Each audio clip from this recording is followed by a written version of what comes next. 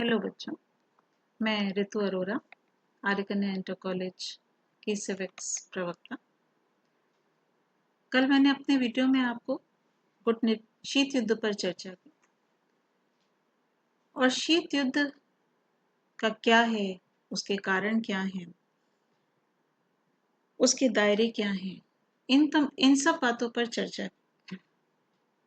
लेकिन शीत युद्ध तब तक पूर्ण नहीं माना जा सकता जब तक हमने गुट के बारे में न जाना हो। इसलिए आज हम गुट निरपेक्षता का अध्ययन करेंगे, गुट निरपेक्षता के बारे में जानेंगे। ये तो हम सब जानते ही हैं कि शीत युद्ध काल में विश्व में दो महाशक्ति सामने आई थी। एक महाशक्ति संयुक्त राज्य अमेरिका और दूसरी महाशक्ति सोवियत संघ। शीत युद्ध का प्रमुख कारण इन दोनों का पूंजीवाद और समाजवाद के प्रति निष्ठा थी। दोनों ही अपनी ताकत को, अपने सामर्थ्य को बढ़ाना चाहते थे। लेकिन द्वितीय विश्व युद्ध के बाद जो नव स्वतंत्र देश हुए, उन्होंने इन दोनों गुटों की अधीनता को स्वीकार नहीं किया। इन दोनों गुटों से कोई सैनिक गठबंधन नहीं किया और एक नए मार्ग को अपनाया। और वो नया मार्ग क्या है बच्चों? वह ही है गुट निरपेक्षता। तो गुट निरपेक्षता का अर्थ आपके स्क्रीन पर है बच्चों। गुट निरपेक्षता का अर्थ है दोनों महाशक्तियों के गुटों से अलग रहना।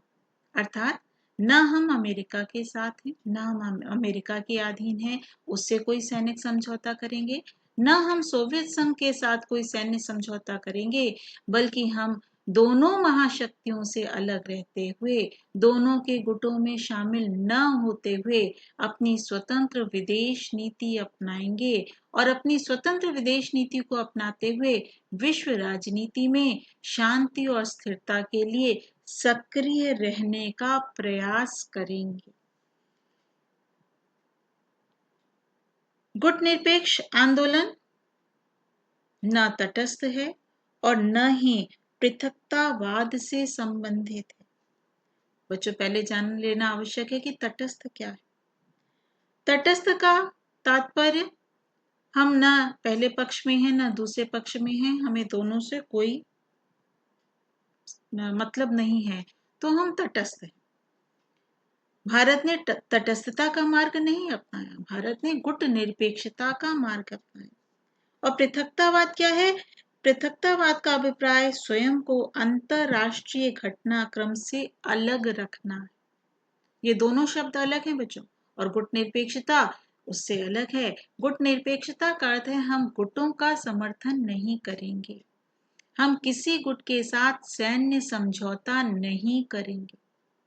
इसकी परिभाषा इस प्रकार दी जा सकती है कि किसी भी देश को प्रत्येक मुद्दे पर गुण दोष के आधार पर निर्णय लेने की स्वतंत्रता और राष्ट्रीय हित एवं विश्व शांति के आधार पर गुटों से अलग रहते हुए निर्णय लेने की स्वतंत्रता गुट निरपेक्षता कहलाती है।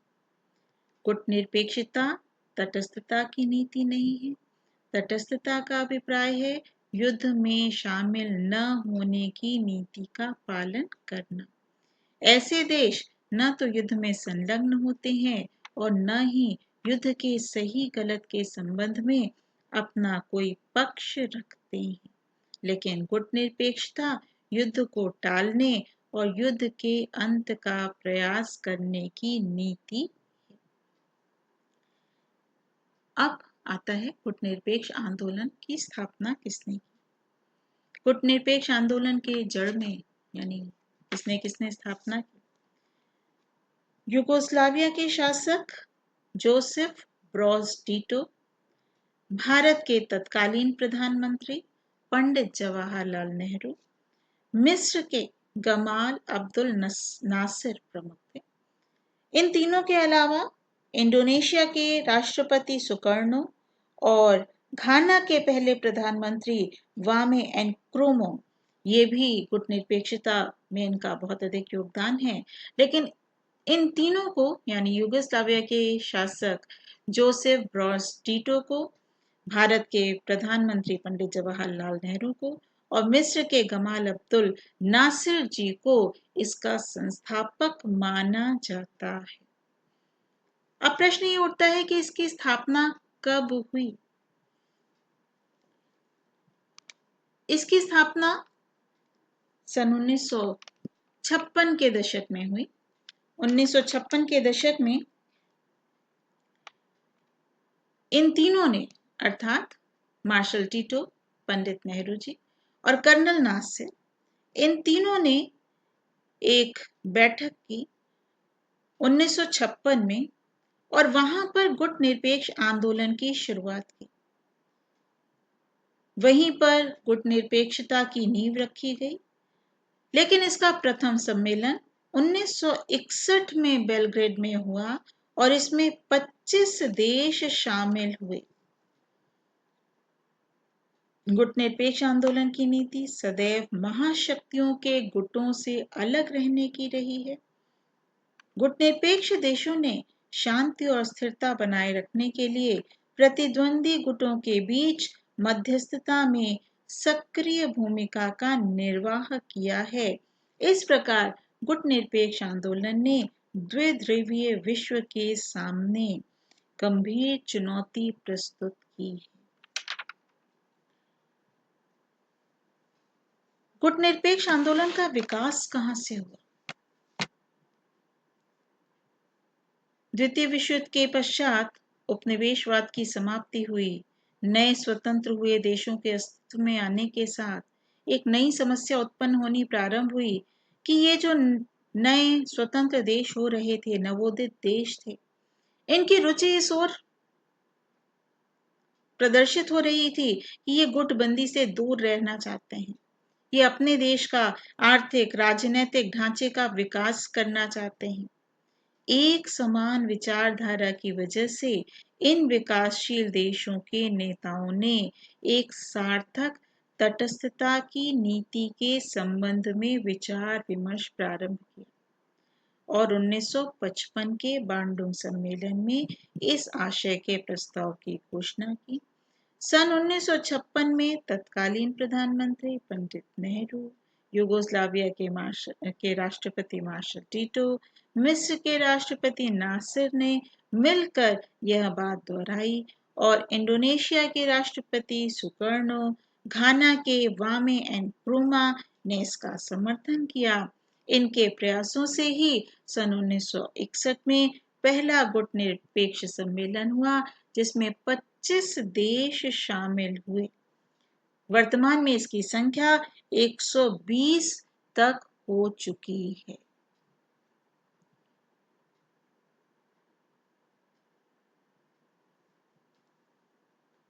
अब प्रश्न उठता है कि गुट निरपेक्षता की प्रकृति क्या है? गुट निरपेक्षता की प्रकृति को निम्नलिखित बिंदुओं के माध्यम से स्पष्ट किया जा सकता है। गुट निरपेक्षता पृथकतावाद नहीं है। पृथकतावाद का अर्थ होता है कि अपने को अंतरराष्ट्रीय मामलों से अलग रखना, अर्थात किसी के मध्य युद्ध हो रहा है और हम बीच बचाव ना करें, हम बिल्कुल अलग थलग पड़े रहें, ये नीति पृथकतावाद की। अर्थात प्रथम विश्व युद्ध, द्वितीय विश्व युद्ध में जो देश बिल्कुल नहीं सामने आए, उन्होंने बीच बचाव करने का प्रयास नहीं किया, वे पृथकतावाद है। जबकि गुट निरपेक्षता की नीति विश्व के मामलों में सक्रिय रहने की नीति है।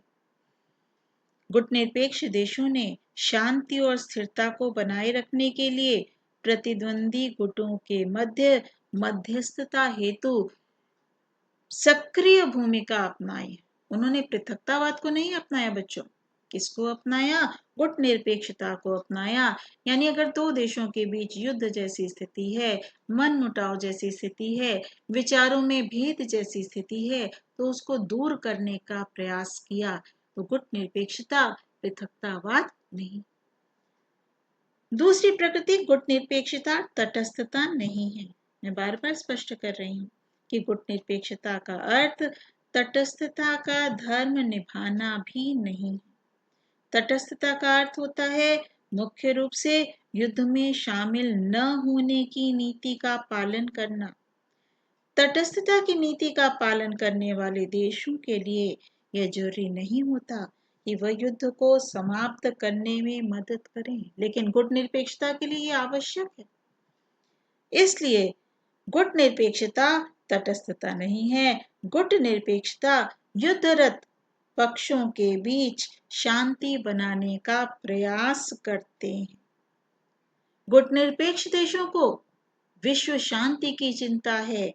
विश्व में निशस्त्रीकरण बढ़े, इस ओर अग्रसर हो, विश्व शांति की ओर अग्रसर हो, विकास की ओर अग्रसर हो। गुटनिरपेक्ष देश ऐसी कामना करते हैं। आर्थिक सहायता प्राप्त करना। गुटनिरपेक्ष आंदोलन में शामिल होने वाले सभी देश अल्प विकसित तथा विकासोन्मुख हैं, क्योंकि अधिकांश देश वे हैं बच्चों जो नव स्वतंत्र हुए थे, द्वितीय विश्व युद्ध के बाद स्वतंत्र हुए थे। तो ऐसे में यह मानना कि उनमें बहुत अधिक आर्थिक सुदृढ़ता है, यह संभव नहीं। ये अपने आर्थिक विकास के लिए आर्थिक सहायता प्राप्त करने के लिए भी प्रयत्नशील हैं, ताकि वे अपना आर्थिक विकास कर आर्थिक दृष्टि से आत्मनिर्भर हो सके। नई अंतरराष्ट्रीय व्यवस्था की स्थापना करना। गुटनिरपेक्ष आंदोलन में शामिल अधिकांश देशों को अल्प विकसित देश का दर्जा मिला है। इन देशों के सामने चुनौती क्या है बच्चों? आर्थिक रूप से और ज्यादा विकास करने, अपनी गरीब जनता को उबारने की है, ताकि वो विश्व में विकास की ओर अग्रसरित हो सके। इसलिए गुटनिरपेक्ष देशों ने नई अंतरराष्ट्रीय अर्थव्यवस्था की धारणा का समर्थन किया और इसकी स्थापना के लिए अंतरराष्ट्रीय जगत में दबाव भी बनाया। गुटनिरपेक्ष आंदोलन में भारत का योगदान क्या रहा है, या भारत की प्रमुख भूमिका क्या रही? अभी मैंने बताया कि गुटनिरपेक्ष आंदोलन के संस्थापकों में भारत के प्रथम प्रधानमंत्री पंडित जवाहरलाल नेहरू जी भी थे। तो गुटनिरपेक्ष आंदोलन के संस्थापक के रूप में भी भारत की भूमिका महत्वपूर्ण है। भारत के प्रथम प्रधानमंत्री पंडित जवाहरलाल नेहरू ने गुटनिरपेक्षता की नीति का प्रतिपादन किया। दूसरी भूमिका, स्वयं को महाशक्तियों के खेमेबंदी से अलग रखा। शीत युद्ध के दौर में ही भारत ने सजग और सचेत रूप से अपने को दोनों महाशक्तियों की खेमेबंदी से दूर रखा। न अमेरिका के पक्ष में गए, न सोवियत रूस के पक्ष में गए। न उन्होंने अमेरिका से सैन्य संधि की, न सोवियत रूस से सैन्य संधि की, बल्कि दोनों से अलग रहते हुए अपनी अलग पहचान बनाई। नव स्वतंत्र देशों को आंदोलन में आने के लिए प्रेरित किया। भारत ने नव स्वतंत्र देशों को महाशक्तियों को खेमे में जाने से पुरजोर विरोध भी किया। उनको तीसरा विकल्प समझाया, उनके सामने तीसरा विकल्प प्रस्तुत किया और उन्हें गुटनिरपेक्ष आंदोलन का सदस्य बनने के लिए प्रेरित किया कि अधिक से अधिक लोग उस दोनों महाशक्तियों के अधीनता से अलग हो जाएं और अपने देश के लिए एक स्वतंत्र नीति का विकास करने का प्रयास करें। नेक्स्ट पॉइंट, विश्व शांति और स्थिरता के लिए गुटनिरपेक्ष आंदोलन को सक्रिय रखना, ताकि विश्व में शांति बढ़े। विश्व में गुटनिरपेक्ष आंदोलन के नेता के रूप में भारत ने अंतरराष्ट्रीय मामलों में सक्रिय हस्तक्षेप की नीति अपनाने पर बल दिया और जहां भी आवश्यकता पड़ी वहां पर भारत ने सक्रिय भूमिका भी अदा की, चाहे दो देशों के बीच विवादों को सुलझाने में या दो देशों के मध्य युद्ध इत्यादि की स्थिति को शांत कराने में भारत अग्रणी भूमिका में रहा है। वैचारिक और संरचनात्मक ढांचे का निर्धारण। गुटनिरपेक्ष आंदोलन के वैचारिक एवं संरचनात्मक ढांचे के निर्धारण में भी भारत की भूमिका अत्यंत महत्वपूर्ण रही है। भारत ने हमेशा ही अपने जैसे अन्य नव स्वतंत्र देश, अपने जैसे अन्य विकासशील देशों के विकास में प्रयास किया, उनके ढांचे में परिवर्तन लाने के लिए पुरजोर सहायता की, ताकि वे देश भी विकास की ओर अग्रसर हो सकें और विकास की सीढ़ियों को चढ़ते हुए विश्व में अपना एक मुकाम हासिल कर सके। समन्वयकारी भूमिका। भारत ने समन्वयकारी भूमिका निभाते हुए सदस्यों के बीच उठे विवादास्पद मुद्दों को टालने या स्थगित करने पर बल देकर भी आंदोलन को विभाजित होने से बचाया। तो इस प्रकार भारत हमेशा से ही गुटनिरपेक्ष आंदोलन में अपनी महत्वपूर्ण भूमिका अदा करता आया है और उसने आज तक यह प्रयास किया है, प्रयत्न किया है कि विश्व को गुटनिरपेक्ष देशों की ओर, गुटनिरपेक्षता की ओर आगे बढ़ाया जाए, ताकि कोई भी देश किसी देश के अधीन न रहे, किसी देश पर निर्भर न रहे और स्वतंत्र नीति को अपनाते हुए आगे बढ़ने का प्रयास करे। भारत की गुटनिरपेक्षता की नीति की विशेषताएं क्या हैं? या इसे हम लक्षण भी कह सकते हैं बच्चों, इसे हम गुण भी कह सकते हैं। भारत की गुटनिरपेक्षता की नीति महाशक्तियों के गुटों से अलग रहने की नीति है। अर्थात न अमेरिका के साथ सैन्य समझौता करना, न ही सोवियत संघ के साथ सैन्य समझौता करना, दोनों गुटों से स्वतंत्र रहते हुए एक अलग शक्ति के रूप में अपना विकास करना, अपने देश को आगे बढ़ाना। भारत की गुटनिरपेक्षता की नीति एक स्वतंत्र नीति है तथा यह अंतरराष्ट्रीय शांति और स्थिरता हेतु अंतरराष्ट्रीय मामलों में सक्रिय सहयोग देने की नीति है। भारत की गुटनिरपेक्ष विदेश नीति सभी राज्यों के साथ मैत्रीपूर्ण संबंध स्थापित करने पर बल देती है, ताकि विश्व मैत्रीपूर्ण संबंधों की ओर आगे बढ़े। मित्रता पर बल देंगे तो विश्व में कहीं भी युद्ध जैसी स्थिति उपस्थित नहीं होगी, चारों ओर शांति का विकास संभव हो पाएगा। भारत की गुटनिरपेक्ष नीति नव स्वतंत्र देशों को महाशक्ति के गुटों में शामिल होने से रोकने की नीति है।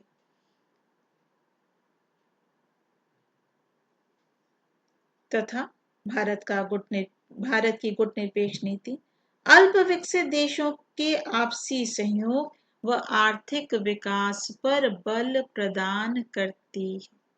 तो इस प्रकार गुटनिरपेक्षता एक ऐसा मार्ग है जिस पर चलकर नव स्वतंत्र देश विकास के मार्ग को अपना सकते हैं, विकास के मार्ग पर आगे बढ़ सकते हैं और विकास करने का प्रयास कर सकते हैं। भारत के लिए गुटनिरपेक्षता की नीति का महत्व क्या है? या यूं कह सकते हैं कि भारत द्वारा गुटनिरपेक्षता की नीति के अपनाए जाने के प्रमुख कारण क्या हैं? देश हित के लिए यह अति आवश्यक है, या राष्ट्र हित की दृष्टि से गुटनिरपेक्षता की नीति को अपनाना अति आवश्यक है। भारत ने गुटनिरपेक्षता की नीति इसलिए अपनाई ताकि वह स्वतंत्र रूप से ऐसे अंतरराष्ट्रीय फैसले ले सके जिनसे उसका हित सधता हो, न कि महाशक्तियों और खेमे के देशों का। तो इसलिए राष्ट्रीय हित को ध्यान में रख करके उसने गुटनिरपेक्षता को अपनाया, ताकि देश हित सर्वोपरि रहे।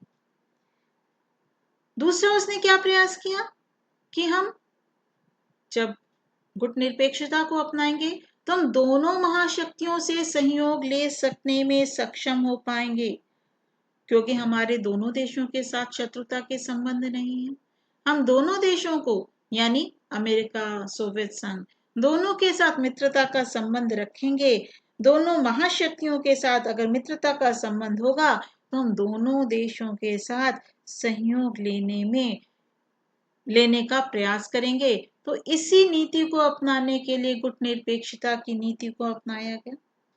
तीसरा, स्वतंत्र नीति निर्धारण हेतु भी भारत ने गुटनिरपेक्षता की नीति को अपनाया, ताकि हम आंतरिक और बाह्य मामलों में स्वतंत्र नीति बना सकें। किसी दूसरे देश का हमारे देश पर कोई दबाव ना हो कि इस प्रकार की नीति हमारे देश में होनी चाहिए।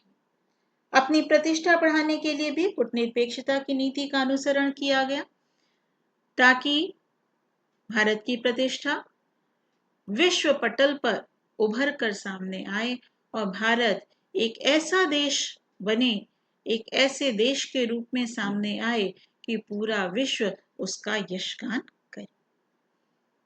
लेकिन गुटनिरपेक्षता की नीति की आलोचना भी की गई। कोई भी नीति अपने आप में पूर्ण नहीं होती, उसकी आलोचना अवश्य होती है। तो कुछ आलोचकों का मानना है कि इसमें कुछ कमियां, कुछ दोष, कुछ अवगुण रह गए। पहला दोष या पहला अवगुण क्या है कि ये सिद्धांत विहीन नीति है। भारत की गुटनिरपेक्षता की नीति के संबंध में आलोचकों का तर्क है कि भारत की यह नीति सिद्धांत विहीन है। कहा जाता है कि भारत अपने राष्ट्रीय हितों को साधने के नाम पर अक्सर महत्वपूर्ण अंतर्राष्ट्रीय मामलों पर कोई सुनिश्चित पक्ष लेने से बचता रहा है। इसलिए यह नीति सिद्धांत विहीन नीति है। दूसरी आलोचना की नीति में अस्थिरता है। भारत की गुटनिरपेक्षता की नीति अस्थिर रही है। अनेक बार भारत की स्थिति विरोधाभासी भी रही है। महाशक्तियों के गुटों में सम्मिलित होने वाले दूसरे देशों की आलोचना करने वाले भारत ने स्वयं 1971 में सोवियत संघ के साथ अपनी मित्रता की संधि पर हस्ताक्षर किए थे। विदेशी पर्यवेक्षक इसे भारत का सोवियत गुट में सम्मिलित होना मानते हैं। इस संदर्भ में भारतीय दृष्टिकोण था कि बांग्लादेश संकट के दौरान उसे राजनीतिक और सैनिक सहायता की अत्यंत आवश्यकता थी, इसलिए उसने यह समझौता किया, इसलिए उसने यह संधि की, लेकिन यह नीति के अनुकूल था, गुटनिरपेक्षता की नीति के अनुकूल था। और यह समझौता उसे संयुक्त राज्य अमेरिका सहित अन्य देशों से अच्छे और मधुर संबंध बनाए रखने में नहीं रोका। गुटनिरपेक्ष आंदोलन की प्रासंगिकता क्या है, इसका औचित्य क्या है? शीत युद्ध की समाप्ति के पश्चात गुटनिरपेक्ष आंदोलन की निम्नलिखित प्रासंगिकताएं हैं। पहला, गुटनिरपेक्ष आंदोलन विकासशील देशों के सम्मान और प्रतिष्ठा को बनाए रखने के लिए आवश्यक है। अन्यथा जितने भी नव स्वतंत्र देश होते वे भी या तो अमेरिका के गुट में या सोवियत संघ, जो दो महाशक्तियां थे, इन गुट में ही शामिल होते और आज जो विश्व में कुछ हद तक निशस्त्रीकरण की ओर बढ़ावा हो रहा है, जो विश्व में शांति का माहौल है, शायद तृतीय विश्व युद्ध हो चुका हो।